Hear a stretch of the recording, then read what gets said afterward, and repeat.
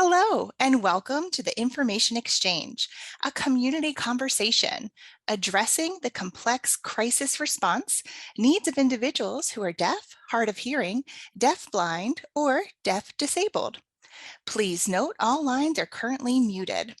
You may submit questions and comments into the chat throughout the session. Please also introduce yourself in the chat by entering your name, state, and organization. There will be ASL interpreters joining us today. To adjust your view, select the view icon in the top right corner of your screen. I will now hand the session over to Michelle Niehaus. Please go ahead. Welcome, everyone. We are so glad that you joined us today. If you are here to get all of the solutions to how to best address crisis response with people who are deaf, hard of hearing, or deaf-blind in 90 minutes, you are in the wrong place. But if you are here to grapple with the complexities of effectively serving a heterogeneous population in a fragmented mental health system, you're exactly where you need to be. Before we get started, I wanted to set up some communication rules for today.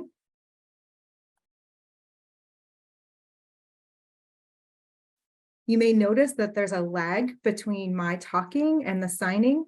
We may have pauses because we have expert interpreters, and we want to make sure that everyone is conceptually accurate with their information and that the information is being conveyed from American Sign Language into English and back and forth effectively.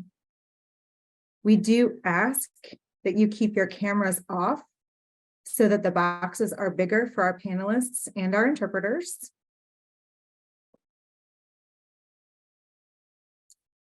Please ask questions in the chat, and we'll be watching those. If you do prefer to ask on camera, use the reaction feature to raise your hand. And we have amazing technology backup with Kathleen today, so she'll be helping us with the production. Please participate with us with grace and humor. We are figuring out how best to do this, and we want to connect with all of you today. My name is Michelle Niehaus. I work in Kentucky as the program administrator for deaf and hard of hearing services with the Kentucky Department for Behavioral Health, Developmental, and Intellectual Disabilities. In that role, I collaborate with internal and external partners, including community mental health centers, to increase access to and quality of services. And it has been a distinct pleasure to partner with NASHBID as we've been trying to get 988 up and running and to work with state coordinators across the country to make sure the needs of people who are deaf, hard of hearing, deaf-blind, later deafened, or deaf-disabled are considered. So special thanks to Leah, Ava, Megan, and the entire TTI team. For the purposes of our presentation today, we'll be using the term deaf to be inclusive of the wide range of identities, the diversity, and the heterogeneity of deaf communities moving forward. I am hearing, and I recognize my own hearing status and those privileges. And my hearing privilege is already showing up because I am speaking today. And I want to make sure that we also respect the diverse communication needs and preferences of everyone on the call. So you will see signing, you will see speaking, and as you ask questions, we'll make sure that you can ask a question in the format you prefer. I also don't know what it's like to live as a person with a serious mental illness or what it's like to have a hearing loss and try to navigate our service systems.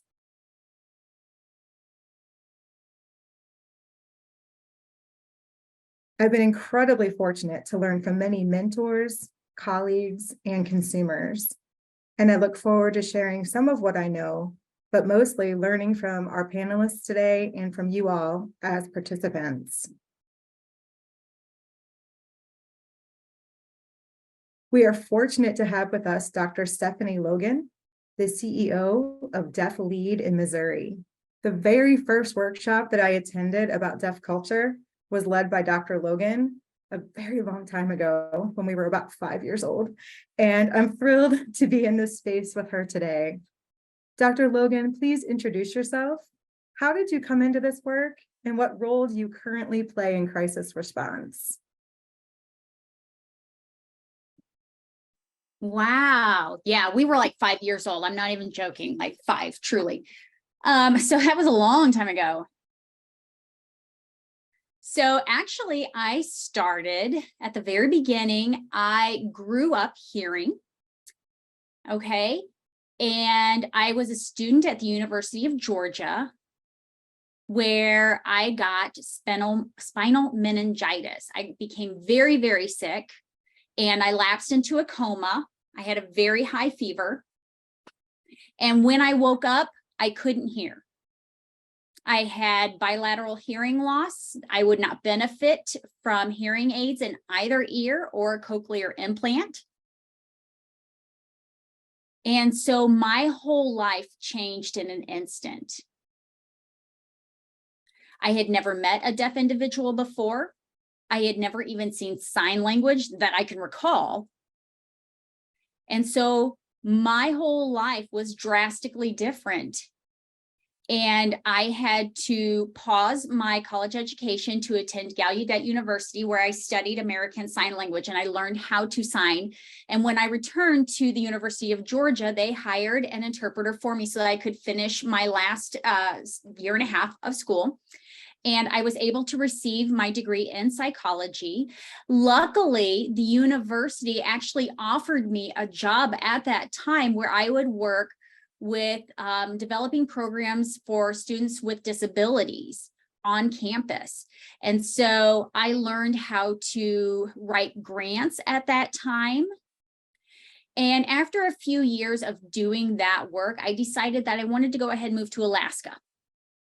Okay, I absolutely love the snow, and I applied for a job as a deaf advocate in Alaska, Fairbanks, Alaska, to be exact. At the same time I did that, I applied for a job in Missouri, and that was as an executive director for a non-for-profit, like establishing a non-for-profit for deaf individuals.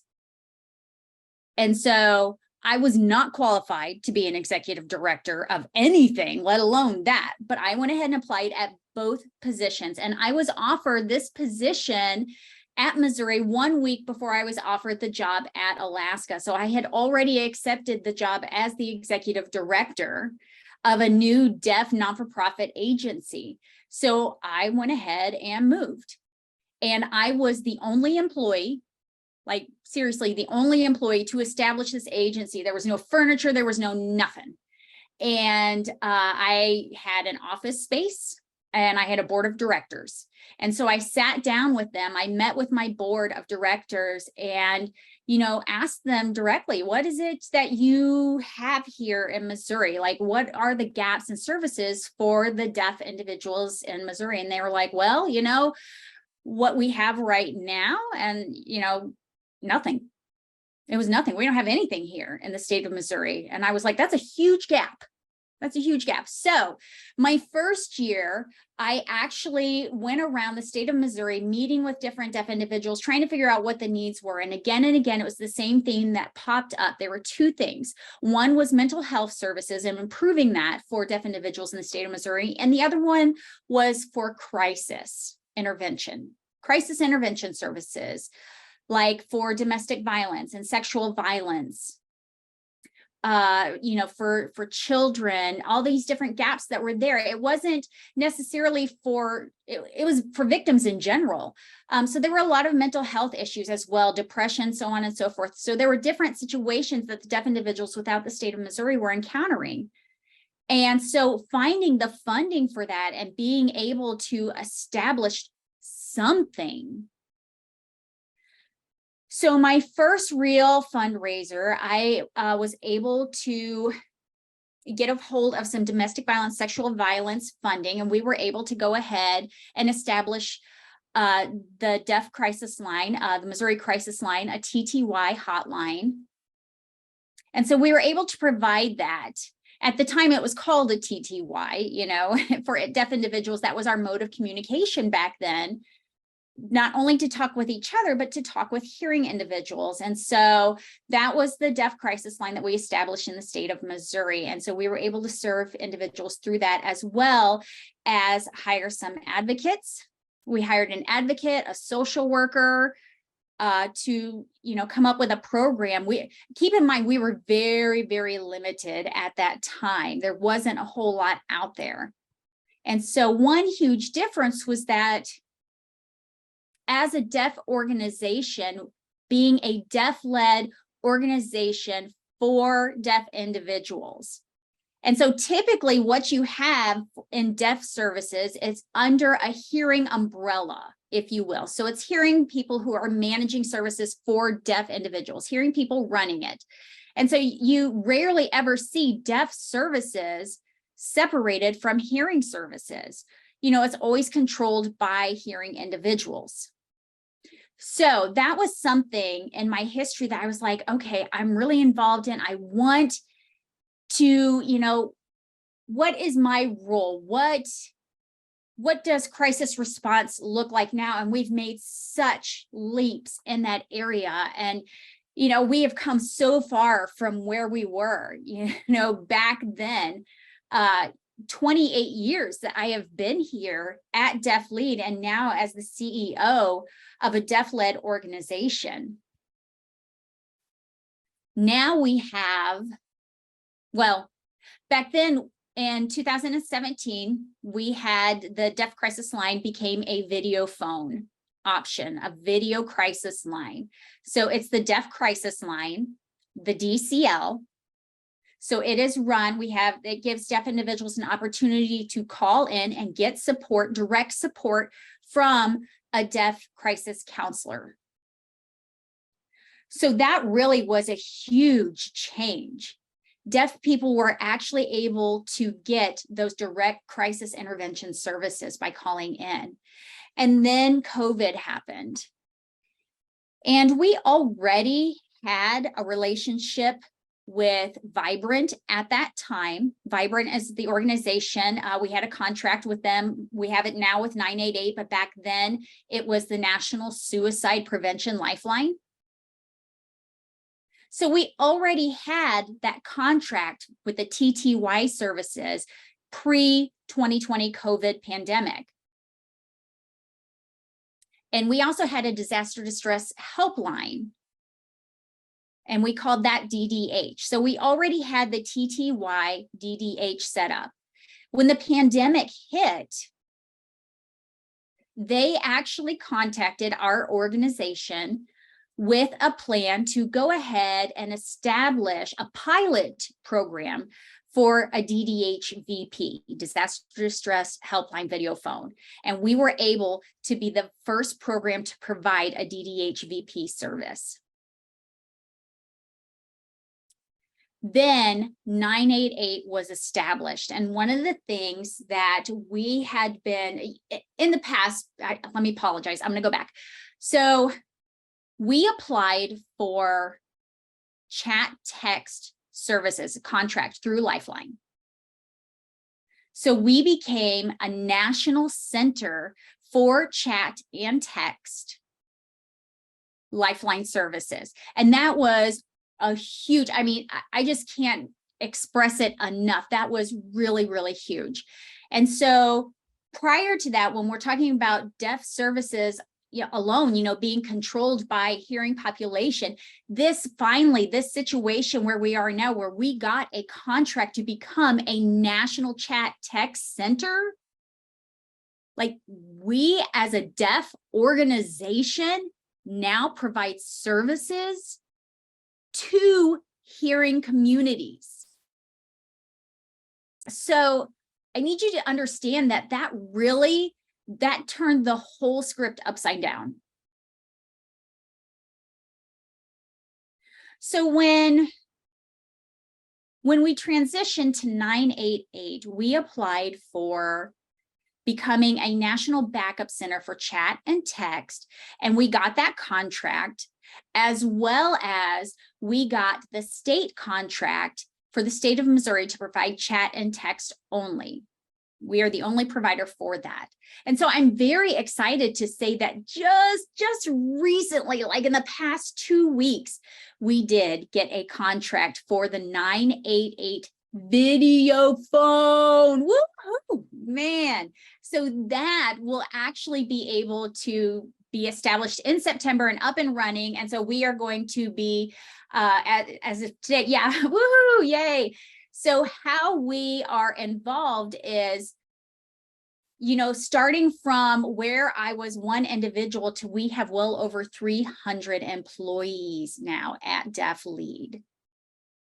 So, I mean, more than half. Well, when I look at it, as deaf employees, we are providing these services. We have hearing staff working together with deaf individuals to provide these services. So we have the video phone line, and it is only deaf counselors that are providing those services. And then we have chat and text. We have a mix of deaf and hearing employees that work together, and it is wonderful. So that is who I am.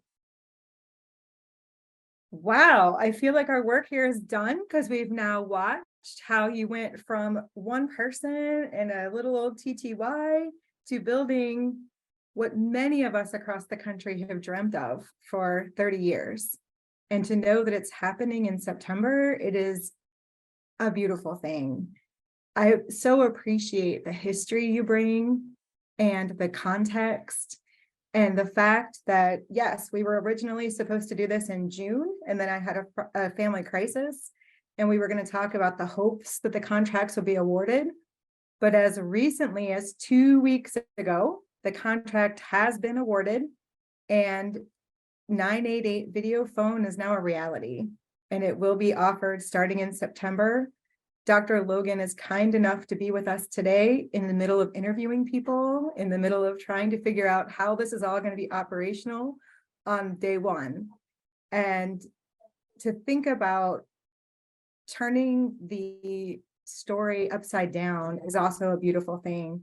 To have DeafLead also literally leading the way with text and chat and looking at the many ways to create access for everyone to 988, that is exactly where we need to be. I appreciate your comment on gaps as well, and the idea that when we do a needs assessment with the deaf or hard of hearing community, it's not usually where are the gaps, it's usually what actually is there. There's often so much lacking. And when I think about that, I also think about the leaders in the field and other areas. And my mind turned immediately to Ivy Velez, a grassroots Latina deaf advocate. Ivy has extensive experience serving children and is currently the statewide coordinator for deaf and hard of hearing supports at the Department of Developmental Services, or DDS, in Massachusetts. Ivy, could you please introduce yourself and how you came into the work and the role you currently play in crisis response?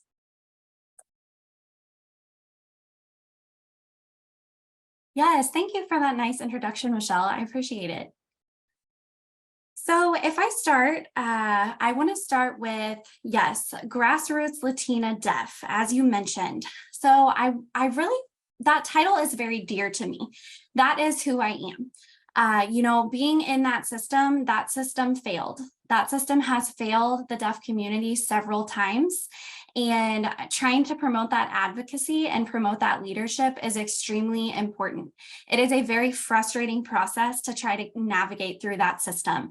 The values, learning how to speak to white people, you know, the different identities that we hold, and how do we advocate for ourselves?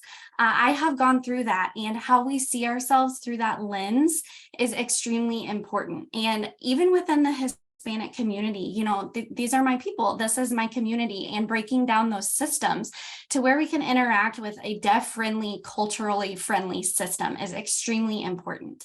So again, this would include a variety of deaf populations, you know, late deafened, various deaf individuals. that was my goal when working as an advocate, was to have that full access. That was extremely important to me. A little bit more about myself. I moved here from Puerto Rico at the age of 5. I come from a deaf family. My family was the first deaf family where we lived. My parents were deaf. I have a deaf sister. We have a total of 72 deaf family members total, including extended family. However, being in the local small town that we were, being the only fully deaf family, we decided to move to the United States. My parents had basic life skills, but they were hitting a wall. And, they were trying to teach their kiddos sign language, as my sister and I were babies. And we were struggling. Where we were in Puerto Rico, we were on an island. It was a very, very rural area. It was a risk, but my parents decided to move to a country that they had never known. So we moved, we picked up everything. They picked Connecticut specifically. I went to the School for the Deaf. It was actually the first deaf school in the United States. My parents wanted what was best for me. That was their goal. And my mom is a very, very strong advocate, strong support, always has been for me. So, they wanted me to find a way. They wanted to find a way for me to be able to be myself. So that being said, we moved. The American culture in and of itself was an adjustment. Like I mentioned, the small island, the island clothing, the flip-flops, everything in Puerto Rico, moving to Connecticut, having the sweaters, the heavy coats, winters in Connecticut, as you can imagine, was a culture shock for us. But at the school, there were about 500 deaf students. I went in, I was like, everyone is signing. Yes, I know I said from a deaf family. I had been exposed to sign language, but I had never seen so many deaf people, deaf teachers, deaf supervisors. I can't emphasize enough how many deaf people there were. Everybody was there, everybody was signing. And, I was like, wow, we moved here for this reason. And I felt then at that moment that I had a purpose, and I just had so many things that I wanted to accomplish. So from that day moving forward, I had extreme motivation. There were so many roadblocks and challenges that I had faced. And we had a resource room at school, and there was some Hispanic reading material. There was no sign language at that, in that specific instance. And there were students who were always there. And this was really frustrating to me because they kind of tuned out.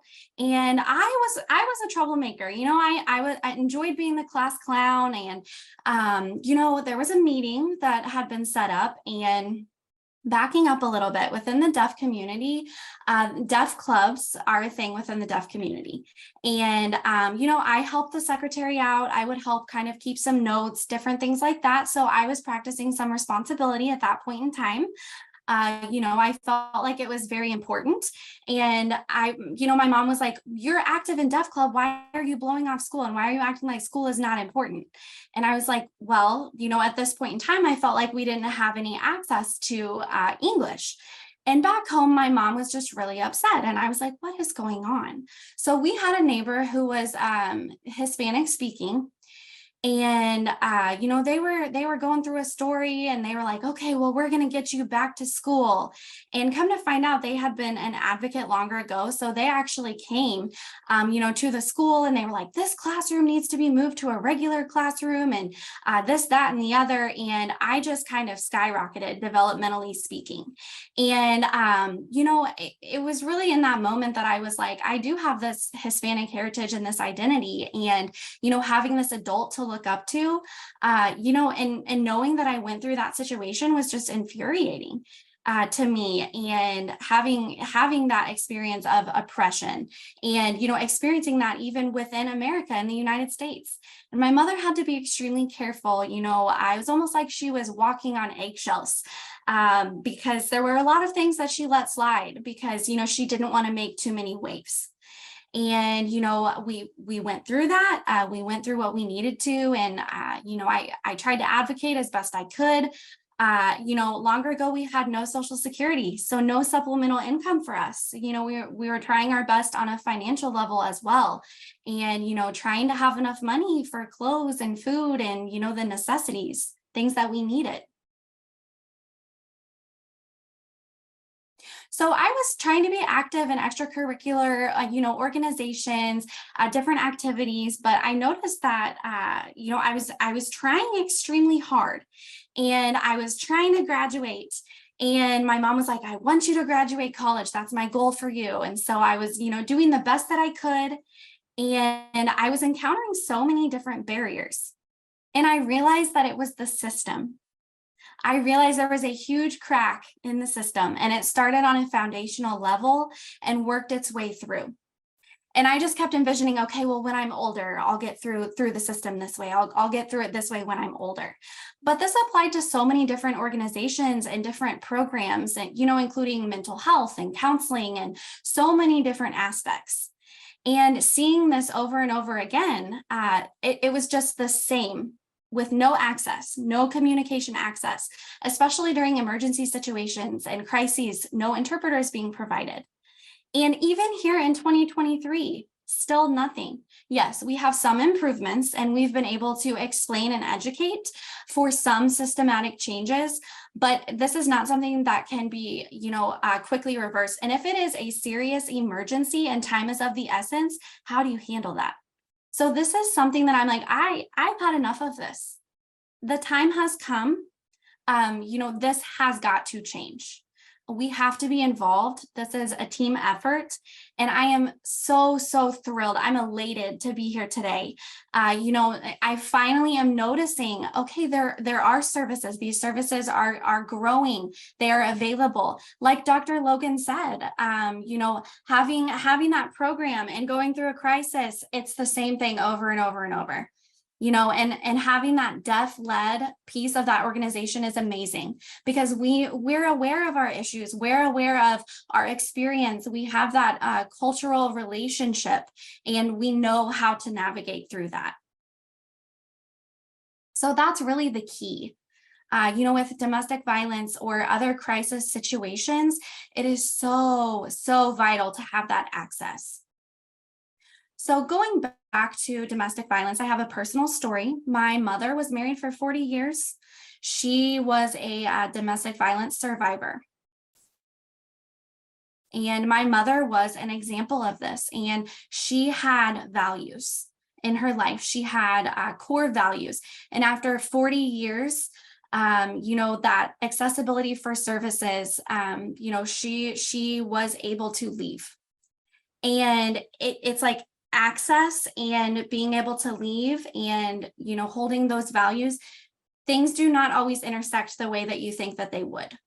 So having these specific things and then just being able to walk away and place yourself into a safe situation is not always feasible.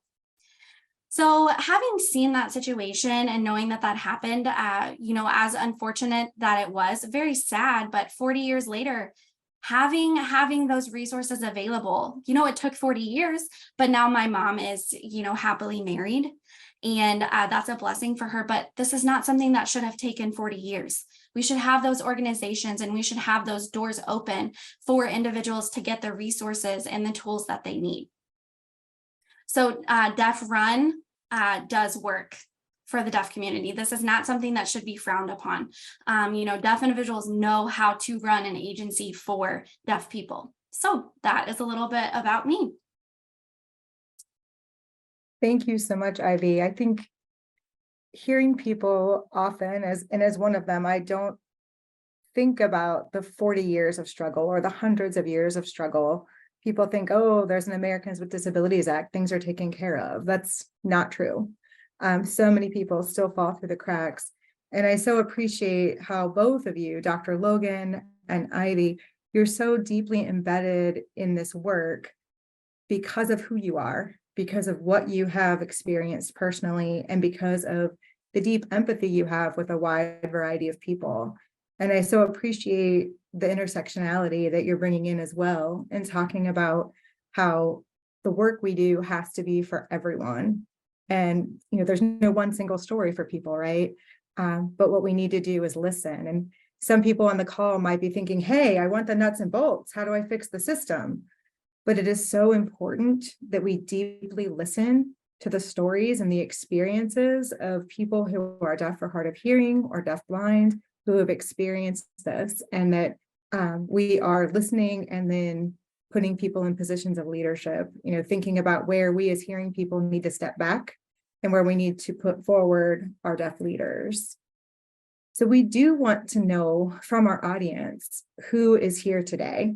So Kathleen, if you could launch our first poll, we'd like to know what your current role is in crisis services.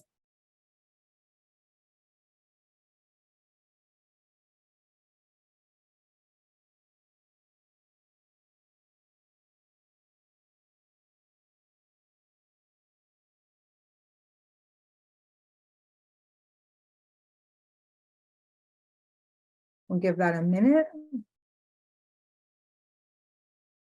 And Kathleen, will you show the results there as they pop up? Absolutely. And I'll go ahead and end the poll and show the results. Thank you.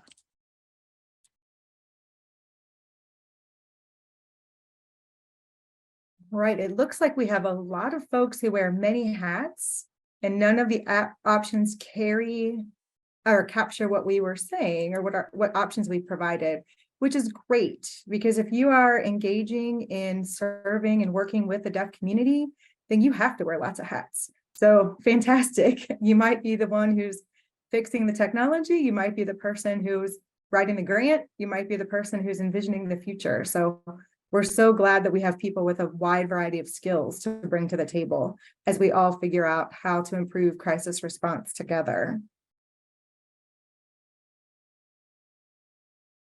So that second poll question, how would you describe your current comfort level and experience working with the deaf community?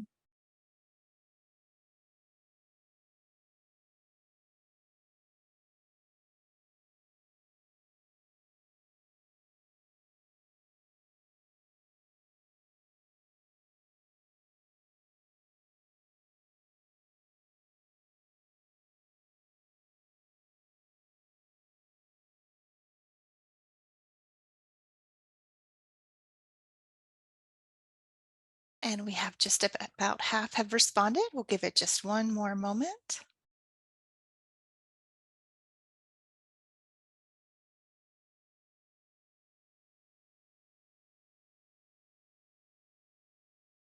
All right, so we have folks who have dabbled in learning about ASL. That's probably the majority of folks.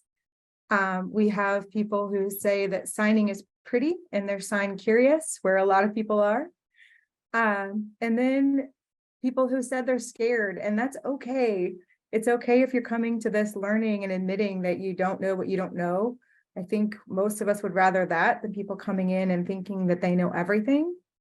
And we have a small percentage of folks who are deaf or have deaf staff and work with the community already. So we're coming at this from all different perspectives, and we're all coming at this as lifelong learners. So thank you for your honesty with that.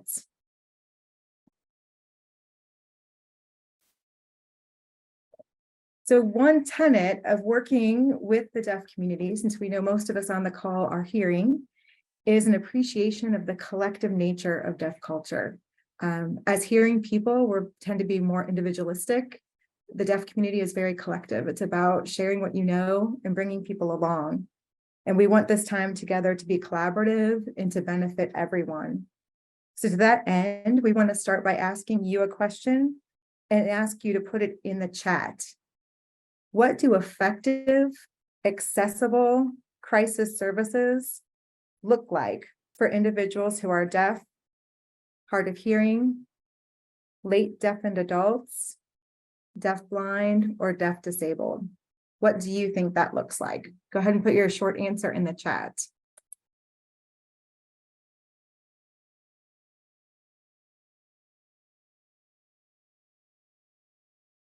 Looks like we have somebody on here as well who has worked in accessibility and as consultation. That's great. We're all grappling with what this system should look like. So what do you think it looks like to have an effective, accessible service system? You can just put a few words if you want, or a more developed answer.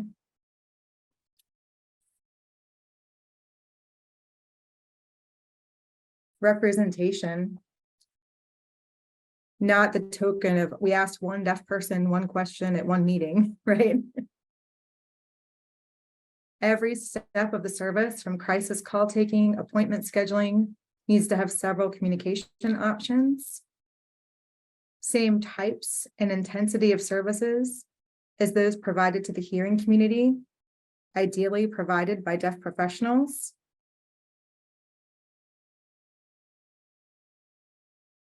Flexible, but must include the right community members.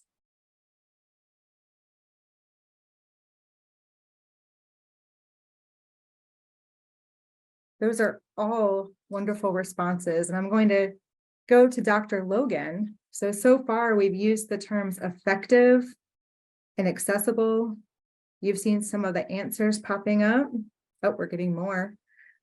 The words equality and equity also come up frequently in the discussions. From your perspectives, please describe, Dr. Logan, an equitable response to crisis planning versus an equal response.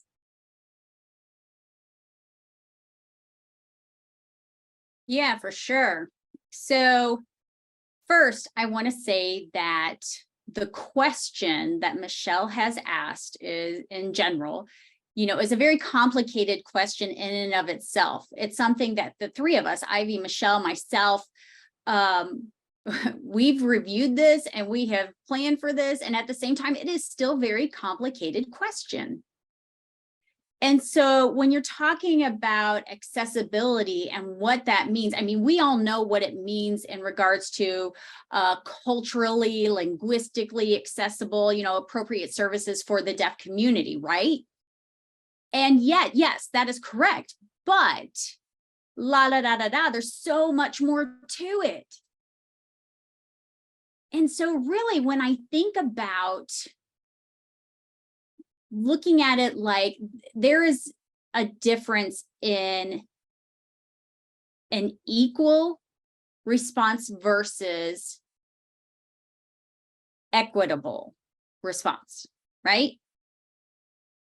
For example, the 988, when it was established as 988, in and of itself is a phone system. The National Suicide Lifeline, you have a phone line. So you could say that that's accessible.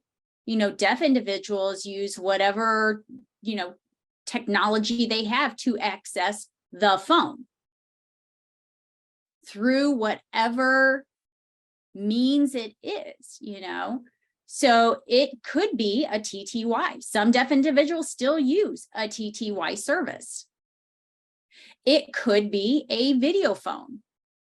They use our video where, they are able to contact and have accessible services. And I, as a deaf individual, through 988, am able to call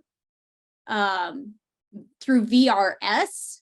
That's a video relay system, where I can actually see an interpreter and have access to whatever crisis counselor connects, right? So we can say, oh yeah, it could be a hearing crisis counselor, for all I know, that is communicating with me as a deaf individual about whatever issue that I'm wanting to talk about. I sign through an interpreter voices it to the crisis counselor and vice versa. And so that is a way of communicating. So you could say, oh yeah, that's equal access. They've got equal access anywhere, all across the US they can, right? Well, but it's not equitable. It's not equality. So how do we, when you talk about those type of services, really it with equitable response, it is different. It's how it happens. And providing that 988 video phone service makes sure that deaf individuals in the community have access, direct access to a culturally and linguistically appropriate services and support. Okay, so that is an equitable response.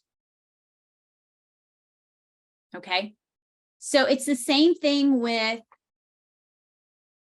you know, we sign shelters as women, you know, that are going into domestic violence shelters. In each state, you have DV shelters where people who are victims of domestic violence, sexual violence can go. They can go with their family, they can go with their children. It's a safe place, it's safety, it's support, it's transition away from their abusers. So states can say, well, we provide funding for shelters, and that's sufficient enough. That's equal access for everyone. Everyone can enter a shelter. But most shelters have locked doors. Hello. So to get into the front door, your very first encounter into a shelter, to get into that front door that is locked, sometimes you see a button and you have to push it. It's like a doorbell. You push that to be able to get in. Some might have a video, some might not, but you just keep pushing this doorbell to try and get in. If they have a camera, I mean, a deaf person, how are they supposed to communicate?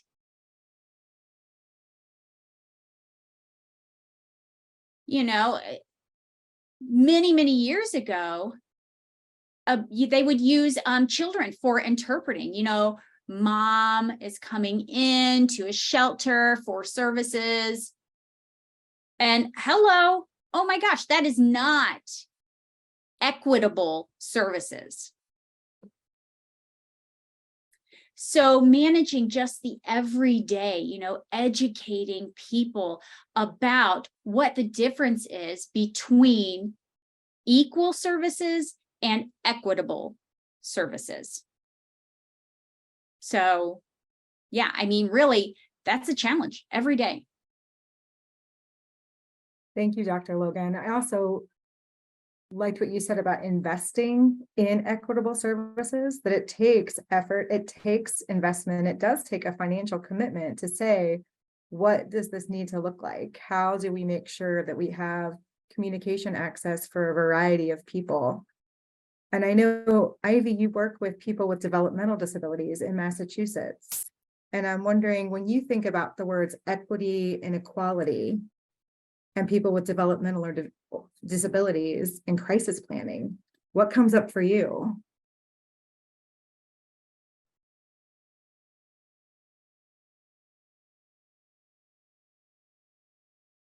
So typically individual service planning is what I work a lot with, ISP. So we work with a lot of, individuals who are going through different crises and filling out these individual, service plans, these ISPs. So we basically put down, contact information, who we need to call. A deaf person will say, this is, if there's a crisis, this is who I need you to call. This is my preferred communication style, or I prefer gestures for communication, which modes specifically they prefer, to communicate with. And then we develop a consumer profile. And then we basically apply that to their specific services in the time of crisis.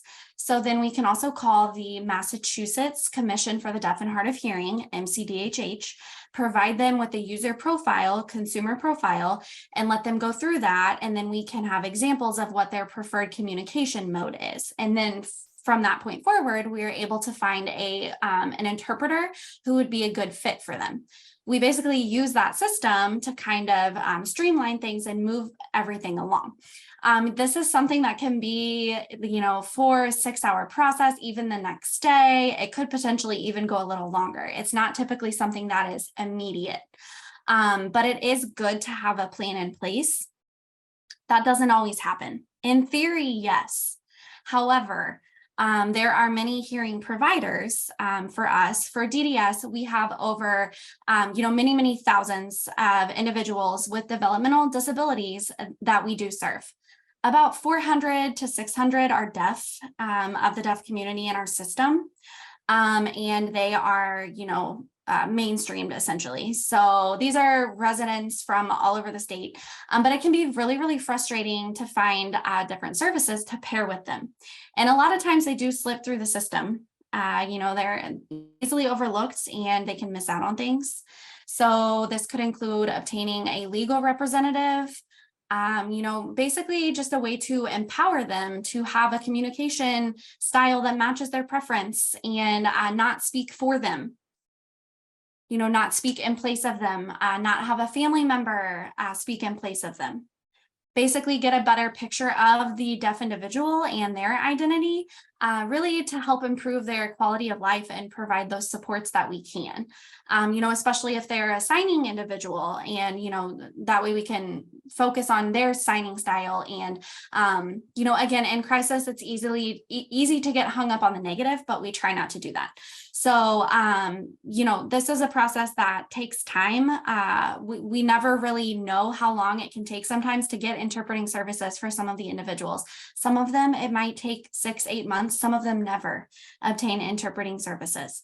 So this is not something easy for us to work through. Sometimes I will go to a presentation and I'm like, hey, I have somebody on my caseload that matches exactly what this speaker is presenting on. But also, in regards to like going to see a doctor or having an evaluation, it's key to have services there that coordinate with DDS. We can kind of be the liaison there between the provider and the deaf individual. So we have a list of providers. This could include like an audiologist, for example. And this is something that we don't give up on. We really keep going until we can follow through on it. But we do try to provide those equal services as much as possible and not just assume that this is something that just happens, because at that point in time, it's easy to miss things and it's easy to overlook things. We need to voice our concerns and voice our rights and voice our communication preferences as deaf people. It's important for us to do that. We have to do that to communicate with others. So, we shouldn't just be passive. We should be communicating, and, that may include using an interpreter. So this is about my needs, so it's important to say I need. And that really helps streamline those services and help things run smoothly. Such a wealth of information in that answer. I think about the network that you're creating between your commission on the deaf and hard of hearing, the collaboration and the team approach to effectively serve people. It's not one provider or one agency or one interpreter. It's everyone working together and knowing who can come around that person. We talk so much about person-centered planning in mental health, and we need to have person-centered communication planning and language access planning. So not only is our conversation today about 988 and the importance of that call, but it's really about how do we establish a system of care that prevents this from needing to happen, and then also can wrap around a person if they call. So it's not just crisis response in that phone call moment. It's what does the mental health system need to do to make sure we have what people need in place. I love what you said about having those consumer profiles around communication and recognizing that there's never going to be one size fits all. Did you want to add, Ivy? Go ahead. No, okay. Making sure, yeah. Well, I did actually have something I wanted to add. I wanted to expand on here in Massachusetts. We are very, very fortunate to have a wealth of services. and, different lifestyle options for deaf people. I mean, we have DMH, Department of Mental Health, DDS, as we've been speaking of, Commission for the Deaf and Hard of Hearing. We have several different locations of these different offices. We have 5 different, regional locations. So we have a lot of support, for individuals experiencing crises. And I know that issues will come up. And as far as the 988 services, that is still a need for us. But we have a lot of years of collaboration and, working from the ground up to develop this, a lot of staff changes and fluctuations, up and downs. So really redefining the deaf community now, longer ago it was, okay, deaf and hard of hearing. Now it's deaf, deafblind, deaf and hard of hearing, et cetera, et cetera, et cetera, late deafened. It's just amazing to see how many different pieces fit together to make up that community. So it's really kind of changing that frame of mind into what the deaf community actually looks like. It's important to open that up, and we are very, very motivated to provide good matches. It's not a one size fits all system, as I mentioned, and sometimes that can definitely be a challenge. But for deaf and hard of hearing services, we do have a lot of programs and services that we are able to explore. It's not like we just have one option.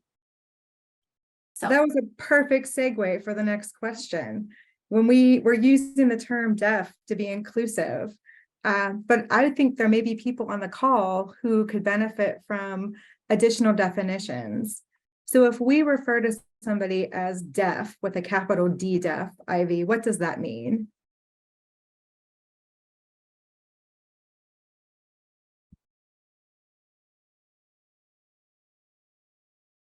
So I'm going to explain in 2 different pieces. So longer ago, there were a lot of labels required, and that would show, cultural preference or oppression, hearing privilege and power and control. So I would say, no, I identify as deaf. This is my identity. I've studied ASL, the linguistics. This is my language. This is my culture. These are my people. So then, yes, I would use a capital D. I am culturally deaf. That is my identity as a deaf person, period. That is what that word means to me. So it's a strong cultural identity in regards to being deaf. That could be, family as well, or not having a deaf family, either way. Small d deafness. Yes, an individual identifies as deaf. They use sign language. They might, jump back and forth between deaf culture, hearing community. They might have hearing parents, something along those lines. There can kind of be a variety in how the word is used. But again, like we mentioned, there can be so many different identities, so to speak, that are involved in the deaf community. So someone could experience, hearing loss of any degree. They may not use an interpreter. They might like to sit in the front. They might, maybe miss out on some information and not even technically realize that they're hard of hearing, would be the term that we would use to describe that. But now with better technology, they may use a hearing aid, and that could help with their hearing loss and bridge those gaps. And then again, with hard of hearing, sometimes with senior citizens, that can happen as individuals get older. They may not know any sign language. They may just use their voice to speak, but they could still be considered hard of hearing. And then other individuals who experience hearing loss might become profoundly deaf overnight, essentially what Dr. Logan experienced. This could include somebody who is in the military. Maybe they are in infantry, and the loud noises affect their hearing and cause hearing damage. Somebody wakes up and they have no hearing. They go to the doctor, and the doctor says, we suggest that you learn sign language. We suggest that you get a cochlear implant. There's a lot of different resources that the medical professional might provide. Sometimes people get their hearing back, if they were to use a cochlear implant. There are some benefits with a cochlear implant, depending on the person. So again, there's a variety of options. That can be a little bit controversial. So DEAF, that word, everyone's identity is their own. So, you know, as a deaf person, I am proudly deaf, and nobody is ever going to tell me otherwise. So again, this could apply to anybody with hearing loss, but you should respect whatever that person wants to identify as. So, you know, there's no data or research as far as someone's identity. Michelle, did you have something you wanted to add? No, I'm just apologizing. They canceled school today, so my son is trying to get involved in this video chat, and that's not going to happen. So I apologize. Go. Oh, that's okay. That's absolutely fine. I mean, it's just visual noise, you know, deaf people, when they see something like that, they're like, what's going on? So anyway, sometimes hard of hearing people, you know, within the deaf community, deaf people also could grow up with, you know, the hearing world and not know sign language and not have any hearing, but they may be a part of the hearing culture. So maybe they're not interested in learning sign language. That's another example. You know, they might be provided with an oral interpreter, an interpreter who would provide the mouth movements. Again, there's just so many different varieties within the deaf population. So now with crisis or crisis response, you have to try to figure out which box you were to check, you know, for lack of a better term. So it's important to ask, what's your preferred communication? You know, it's not about my communication. If we were using me as an example, I would say, oh, I'm deaf, I can't hear, I want an interpreter. That would be me personally. I would let them know, hey, I'm deaf.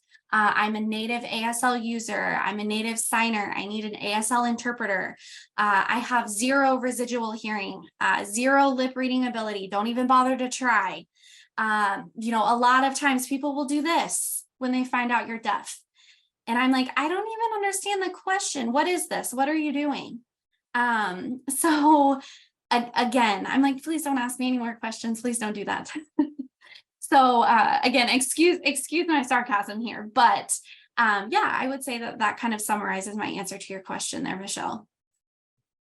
So now we're going to give Dr. Logan the hard question. So knowing that there's so many individual ways of being deaf, and knowing that you're operating a crisis line where you have no idea who's calling you at any given moment, could you describe what a typical call is like that comes into Deaf Lead and how your staff responds?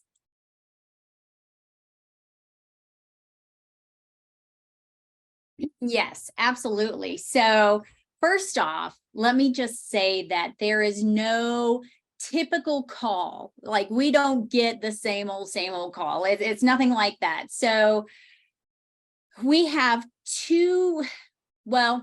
really we have two typical approaches when we have callers. First of all, there's stability, where a person is calling our, video phone or our hotline, and we're just trying to stabilize them as much as possible. Whatever the issue is, whatever the problem is that they're needing in that moment, we are just helping to stabilize as much as possible. And we worked collectively at the same time. We are assessing for communication, with the crisis counselors, so this is simultaneously assessing for their communication skills and their needs during the call. So for example, we have a situation where there is a deaf-blind individual who calls the video phone. And our crisis counselors are already aware, and they might have to change out their backdrop in the moment. They might have to change what they're wearing so that the color can fit whatever their visual needs are. And so we plan for that. We kind of go into it and then take a step back, because if it's the deaf-blind individual who's calling in, we have some deaf individuals who contact us through the video phone that prefer to text, and luckily our platform that we utilize for our video phone, it's like all inclusive. We have the video phone hotline, but it does allow for typing capabilities as well. So suppose the individual doesn't want to use sign language for whatever reason, then they can type their response and they can communicate via that way. And so, that's something that they have the opportunity to do. And so we are very flexible on the video phone platform, and we are able to communicate with the individual via that. And it's such a beautiful thing to think about how many tools you have in your toolbox, because somebody may receive information one way and prefer to convey it a different way. And so making sure that you have folks who can do that, and you're working on a platform that allows that flexibility, that's absolutely critical. So how do you recruit, choose, and train crisis counselors to have that adaptability and to work with such a wide range of people?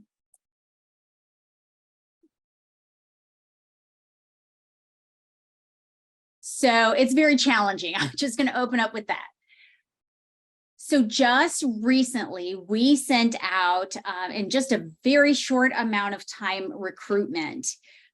We're trying to figure out interviewing times. We're trying to figure out all of that. And so we have offered the position, and we have a short turnaround time to be able to do that. I mean, from the moment we knew to the moment that we have to provide those services. And so it's we have almost 300 people that have applied, that we are actually going through the process of interviewing 101. And so we've offered, I think, the position to like 75 individuals or 72 individuals, from the crisis counselor to supervisor to, quality assurance positions to program manager to, interpreter. So we have this plethora of different positions that we have been providing, whether it be support staff, whether it be supervisors and crisis counselors. So first we look at what possible skills do they have that can apply to this position? Would they understand the deaf community? Like, do they have they any experience with crisis lines, those type of things? So I would say we would have like a line of deaf individuals that are coming and applying for these, we have these resumes we're looking through for all of these deaf individuals, but they might not have those qualities or those services. And so we have deaf individuals, some people have applied with, the skills for services and the knowledge, but during the interview process of people developing rapport, seeing if they have that, are they able to respond to our questions and develop that, and having all of the skills, to be able to be a crisis counselor, to be able to get those questions. So we have different ways that we can assess for all of that. It's the same, and they all get the same questions. Quality assurance gets the same question. So all the positions that we have developed has a list of questions that help us to be able to, as a team, figure out what the best fit for the service is. So that's very important to consider. And then also we recruit online. As far as the training for crisis counselors, all individuals that work here go through 100+ hours. I was going to say years, but I signed that wrong. 100 years of training. No, maybe they should. Yeah, so a lot of training, 100+ hours of training. And I never focus on degrees. I think that's very important. Degrees are not important to me. What's important to me is how they interact as a person, what their energy is that they bring to the table. Are they a positive, good, easy to work with individual? Are they motivated, ready to go? That type of stuff. Are they flexible? So that's very important. I can't even stress that enough, because we're not looking for rigid people who are very negative and, negative energy. We don't need that brought here. We don't want it. So really, I mean, it's kind of like a gut thing oftentimes. Yeah. Ivy? Yeah, if I could just add to what Dr. Logan was saying, I think that's perfect, because sometimes, there's a variety of people. And as far as sometimes there are people that can be very easily trusted. Within the community, it can be very small. And if you make one mistake, that spirals within the deaf community, and everybody knows about it. So it can affect your reputation and your relationships. And that's why ethics are just so vital, especially when you're running an agency. And that also helps deaf people want to come work with you as well. You know, if you put a bad foot forward, that's gonna crush the agency in the long term. So, you know, we're used to missing out on services as a deaf population and being oppressed. That's just something systemically that's happened, you know, and one of my neighbors, they're 68. You know, sometimes I'll write something down and I'll ask him, hey, please call so-and-so for me, please, or whatever, you know, we used to do that.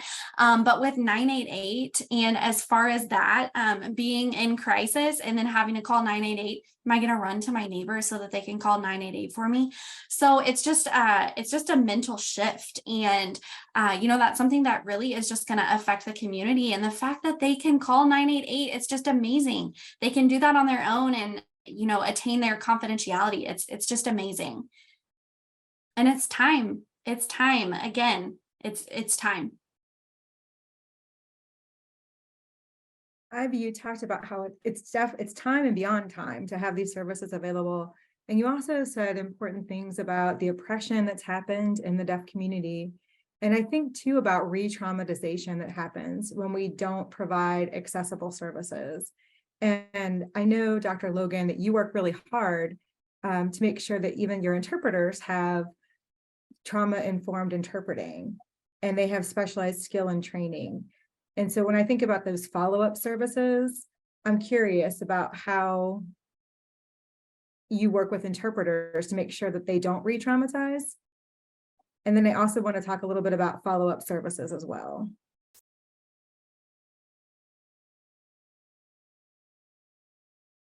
Yeah. So fortunately here at DeafLead, we do have trauma-informed interpreter training, and that has been developed. And one of our interpreters that is here today is one of the individuals who developed that training. And her name is Heidi. So Heidi Rich.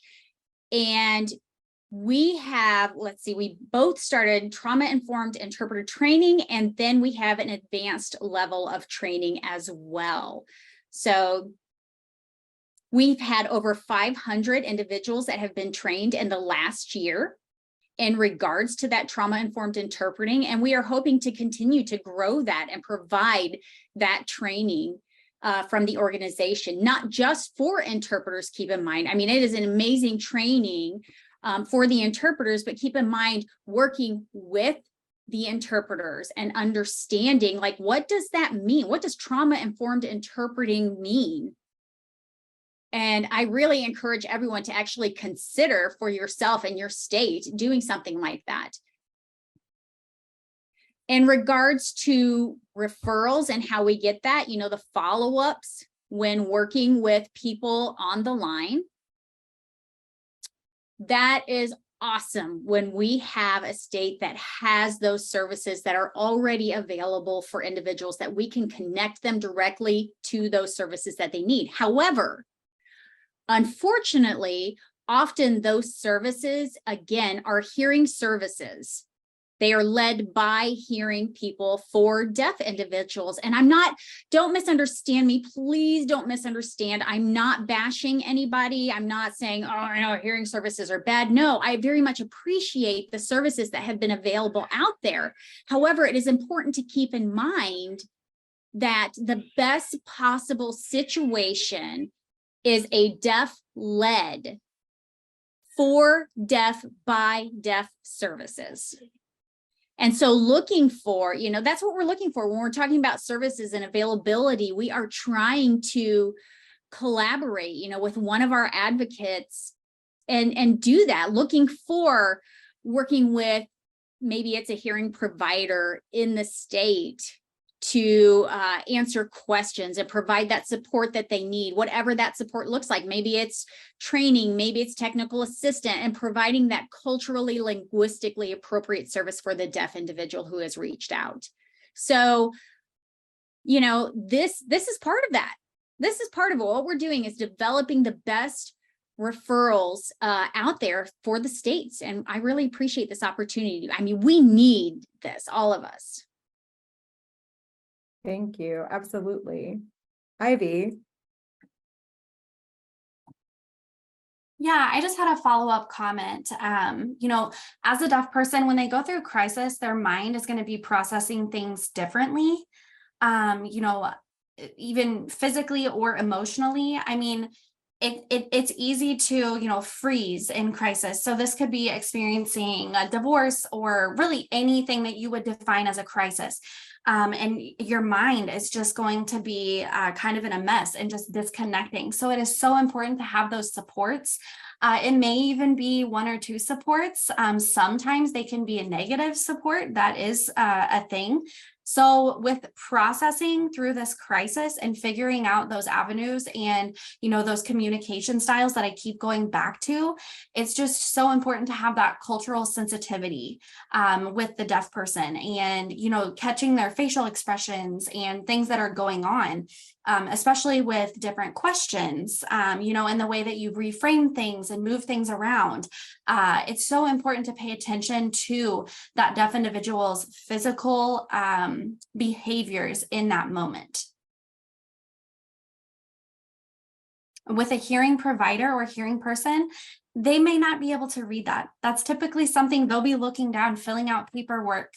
You know, if there's an interpreter there, they're going to be listening to the interpreter. They're not going to be engaging directly with that deaf person. They're not going to be reading their body language. They're not going to be sensitive to that.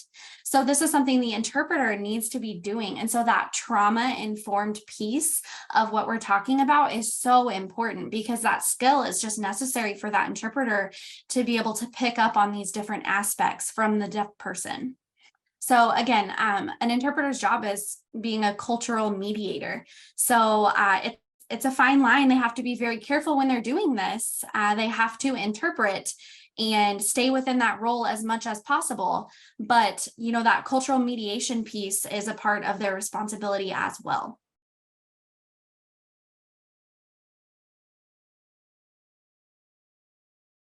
So that means really the more that we are able to pick up on a cultural level, you know, their facial expressions, their body language, all of it, even on a basic level is really important to know and to keep track of.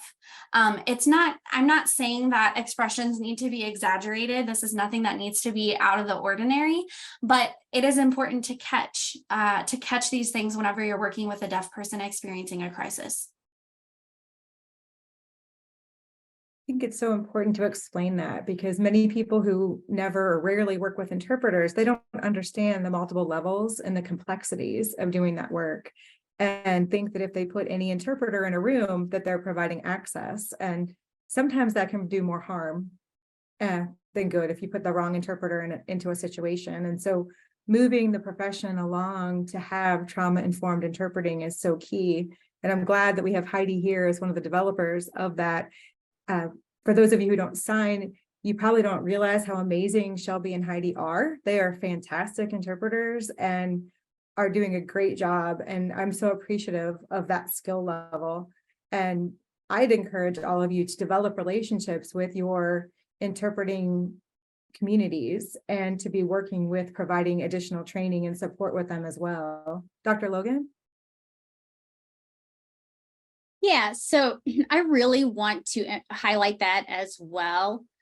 Steve Hammerdinger, I don't know if you guys are familiar with him. He's at the Department of Mental Health in Alabama, Office of Deaf Services, and he runs the mental health interpreter training program. It's a 40+ hour training for interpreters and clinical work. So, you know, he's really like the star of mental health services for deaf individuals and a lot of interpreters for clinical services. So he is very important to highlight that. His name is Steve Hammerdinger, and he really is like from the beginning, like the beginning of mental health interpreting. And so, you know, for right now, just recently, I think he just finished some of his training for mental health interpreting. And so I really encourage everyone as well to look at that, look him up online and connect with Steve Hammerdinger if you are much more interested for an in-depth training and experience. I mean, he is the best of the best. So. Steve was. Yeah, there you go. Yep. North Yep. Carolina, just sent 18. Yeah, wonderful. Good job, North Carolina. I think that Steve was one of my mentors as well. And if you go to the website that I posted, you can also sign up for Deaf Culture Updates. It's called Deaf 258. They're available in English and in ASL on YouTube. And you can also get information on their clinical trainings. Every year they do a 2-day clinical training, one for people who sign and one for people who don't, but they're always related to clinical services with the deaf and hard of hearing population. So I would always recommend being connected to them and reading their newsletter. They always have something to teach. We are closing in on time, which is hard to believe. So I'm curious, I've seen a few questions on here.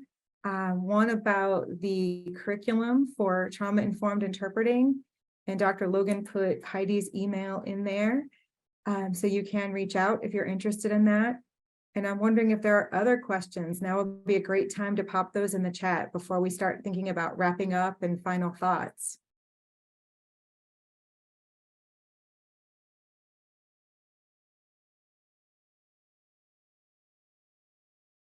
While we're waiting for questions, I don't want to wait. Oh, here we go. Can you repeat what we can look for on YouTube or a newsletter? If you go to mhit.org, that is the website for the mental health interpreter training. And it pulls up on the toolbar multiple resources, and you can click through those resources and find additional information. Megan Hopt, who is on this call, has also led us through multiple papers that we've helped write for NASHPID, and had Steve on crisis talks before about 988. So please refer back to those chats and listen to those and read the articles, because I think that will give you some great information. Ava is asking, what are some small first steps that state behavioral health offices can take if they're not sure where to begin, but want to expand access and equity for different deaf communities? So first step recommendations, Ivy and Dr. Logan.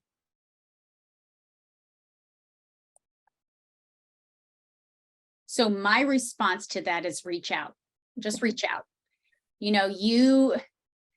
Your issue, what you're feeling, it might be a different behavioral health office depending on what your issue is. And so being able to meet your specific need rather than just say something in general. So I encourage you to just go ahead and reach out. And I did put my email there in the chat box. So if you are wanting to go ahead, you can reach out to me at any time. I'd be happy to set up a Zoom time to meet with you and discuss any questions that you might have in regards to your program. Thank you for being so open and willing to connect with people. I think one of the beauties of working in deaf mental health services is that you learn quickly that it's a team effort. And people are so willing to help each other. I can remember being at my first conference at DARA. It's a deaf professionals organization. And I got into an elevator and I saw the name tag, and it was Neil Glickman, who was a man who writes all about deaf mental health services. And I kind of freaked out because I'd read his books, and now he's like a good friend. So don't be afraid of people. We've recently hired our first deaf staff in a while. And somebody from our office came up to me and said, I'm afraid to talk to him. And I'm like, why are you afraid? This is a human being. It's fine.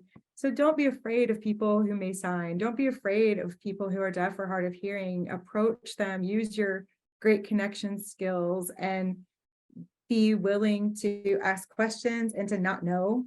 And just come from that place of humility to be able to learn and connect. And I promise you, your life will be richer for connecting with people who are deaf or hard of hearing. Ivy, what words of wisdom do you have for folks who are trying to get started in this work?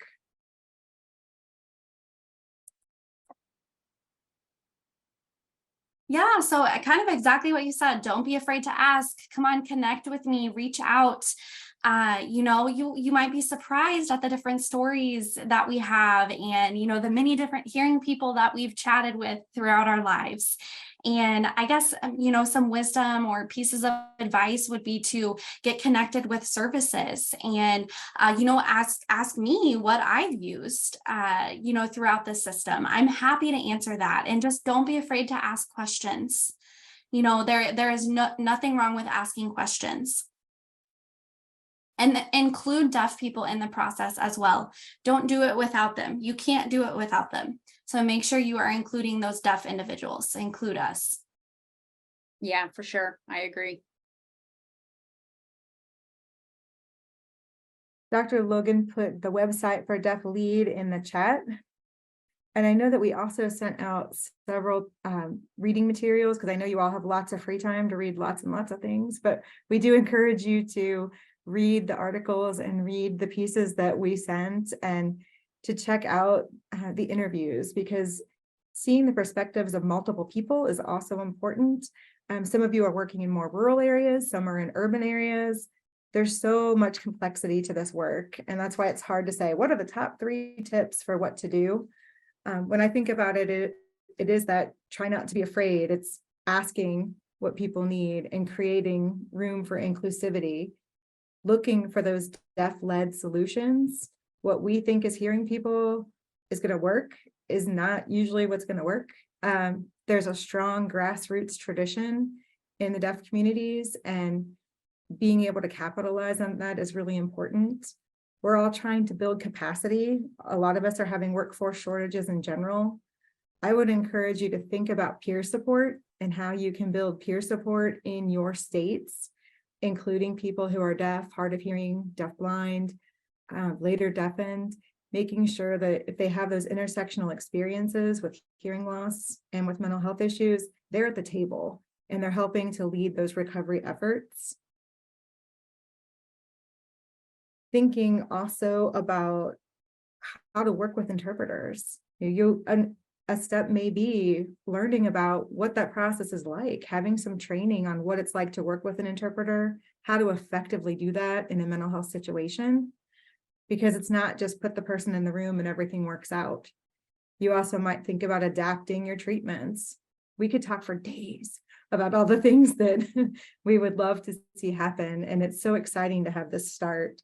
And I'm so thankful for Dr. Logan and for Ivy for having this conversation with us.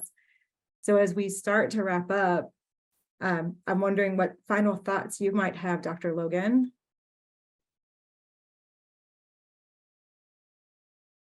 Well, I mean, I really just appreciate this experience that we had today and this opportunity to come before you, to have Ivy, to be able to meet Ivy through this venue and this experience, and the plethora of resources, I mean, each other that we bring to the table, and the collaboration going forth that we already have to work with individuals within the deaf community is very vital and important. And Michelle, as always, I appreciate everything. Every time we come together, every time I come together in a room with you, even, it's just the experiences, but as far as final thoughts, just keep going. Just keep going. It's this is a learning and a growth and developmental opportunity, and it never stops. So when we think and we think we know everything, and then we just move forward, and something's inevitably going to happen, and so something else is going to come into your view, and so just keep going and keep learning and growing and developing, and have patience as well with everyone. So. Thank you. And Ivy, what are your final thoughts as we start to wrap up? So I'm going to say again, I'm just very excited to be here today. I know it's the beginning, but it's important to keep going and keep that momentum and not stop. Now I feel like we have, the foundation that we need. We have that strong foundation. So we're not going to quit whenever things get rough. We're going to keep going. This is something that is very important for the entire country, and seeing deaf-led organizations or agencies all over the entire United States, it is just amazing to see that. It really is. And we want to have those good quality services. That's very important. And that's kind of what I envision, is that 100% accessibility. And I really appreciate all of you joining us in that effort. It really, really means a lot. And this is a joint effort. So I would like to invite everyone on the chat to please enter something that is a key takeaway that you have from today's conversation. What is something that you plan to take away from today? And what is maybe one resource that you would like to share or seek out in your own community, so that the conversation starts here or continues here, really doesn't end here?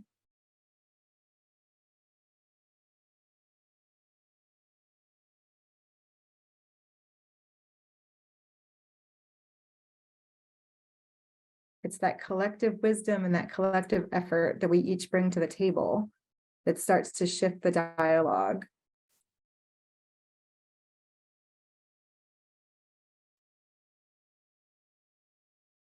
Let's see. So talking about the idea that Dean is very excited that these services are launching, that it has not yet been shared. So you all are the first to know that this is happening. It's super exciting. So looking forward to promoting this information in their communities coming in September. Yes, I think it's going to be a beautiful day as we all get to launch that this is actually happening. It's no longer a dream.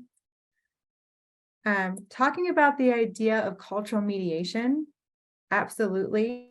That an interpreter does so much more than take English and put it into sign language. There's a lot of work that happens, and I think a lot of folks may not know how complex that is. Also thinking that for deaf, by deaf is the standard. Absolutely. Lots of excitement about the trauma-informed interpreter training, and congratulations to Dr. Logan for being the one who gets to lead this effort, and is willing to lead this effort because it is super complicated. And we've got some resources Corey is sharing from Wisconsin. And all of you are on as TTI recipients. So remember that this is definitely the middle of a conversation, and we are happy to connect with you and be able to provide additional support as you look through implementation, because we have to do this together. No one person, no one agency, no one state authority has all the answers. So it is absolutely a collective effort, and we can share those best practices. As we wrap up, I want to thank NASHPID so much for opening this conversation, for being committed to making sure that 988 is accessible for all, and that people are connected to the services and supports they need. It's not just even about the 988 system transformation, but the transformation of our entire mental health system. And that is no small task. So thank you, Ava, Leah, the entire TTI team. Thank you to Heidi and to Shelby for amazing interpreting today. And for Kathleen for the behind the scenes resources and support. It has been an absolute pleasure to talk with you today, Dr. Logan and Ivy, and I'm just humbled to get to work in the same space with you. So thank you so much. And I can't wait for what's next with 988. Thank you all so much. Thank you so much. That does conclude today's information exchange. You may now disconnect. Have a wonderful afternoon.